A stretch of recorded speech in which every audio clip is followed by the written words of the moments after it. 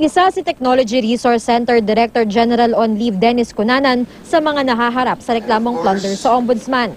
Ibig sabihin, sa inisyal na investigasyon, kasama siya umano sa mga nakinabang sa sinasabing modus ni Janet Lim Napoles at mga mambabatas. Pero hindi tulad ng kapwa niya respondent na si Ruby Tuason, mariing iginigiit ni Cunanan na hindi siya nangumisyon sa pork barrel.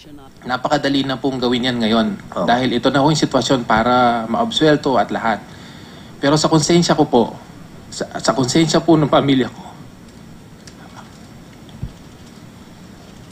mahirap po umamin ng hindi totoo. Pero may pagdududa ang mga senador sa kanyang testimonya. Kanina kasi sa kanyang pagharap sa Senate Blue Ribbon Committee, nanindigan ng pangunahing whistleblower na si Ben Hurluy na tumanggap ng kickback si Cunanan.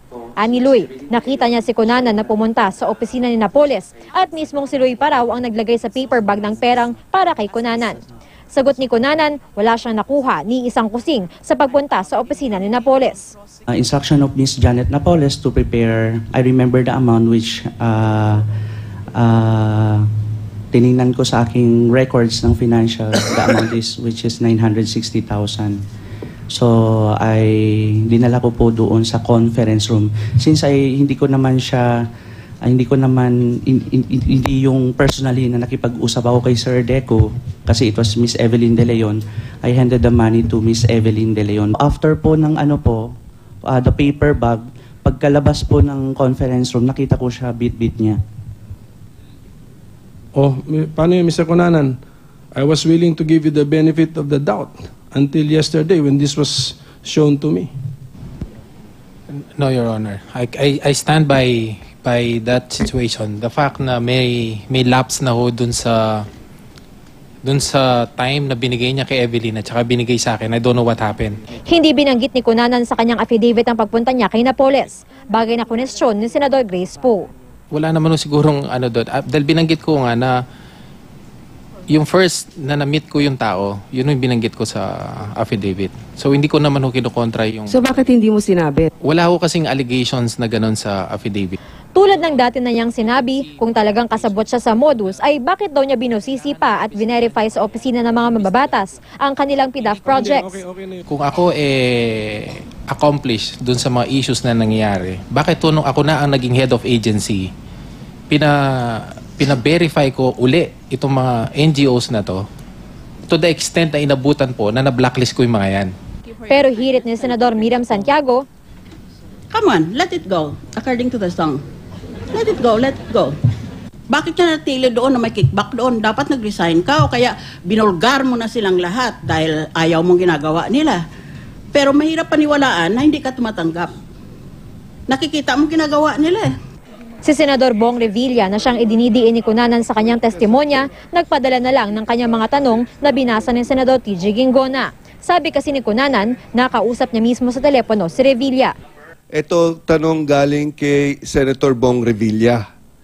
Kung hindi kayo magkakilala at kahit minsan ay hindi pa kayo nagkausap ng personal, ibig sabihin posibleng hindi rin si Senator Bong Revilla ang kausap mo noong mga oras na yon dahil hindi naman yon video call. Tama?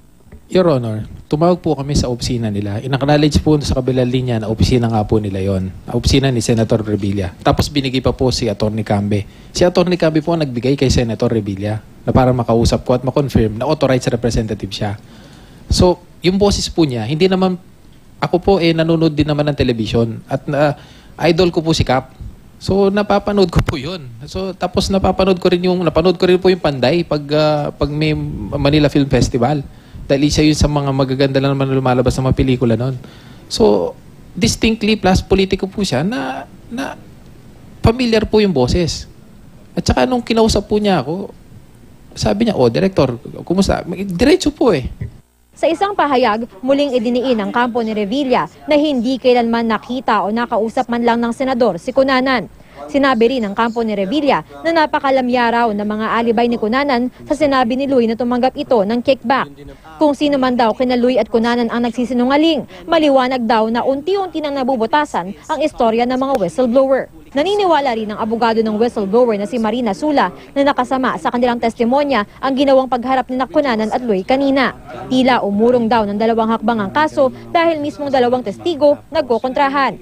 Gayunpaman, dapat daw na mas paniwalaan si Luy kaysa kay Cunanan.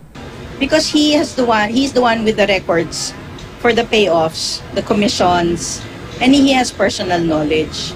So as between 2 testimonies, I will take Benhurst any day. I'm sure the defendants, I'm sure they've got good legal counsels who will see this immediately. And it was on national TV. So something like that has to be remedied. Sa lahat ng mga nauungkat na kwento, may isang testimonya raw na tunay na magbibigay liwanag sa investigasyon. Yun ay ang kay Janet Lim Napoles. Kaya naman daw naiinis si Senador Chis Escudero, lalo na't ang laki ng gastos ng gobyerno sa kanya. I just find it difficult to swallow. The situation right now is, hindi siya nagsasalita, wala siyang inaamin, ang laki ng ginagastos natin tuwing lalabas siya, and yet we're not getting anything out of it really.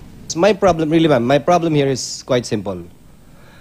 Lahat ng mga bilyon at milyon ang ninakaw sa pamahalaan, nasa ospital o nasa Santa Rosa o nasa kung saan. Yung nagnakaw ng cellphone at wallet, nasa kulungan. Sagot ni Justice Secretary Laila De Lima, kaunting pasensya lang. Well, sa ngayon, maaaring hindi siya magsasalita. Pero meron ho kaming expectation na baka nga ho magsalita na. And sayang po yung pagkakataon na yon na posibleng magsalita na siya in the near future. Jam Sisante, GMA News.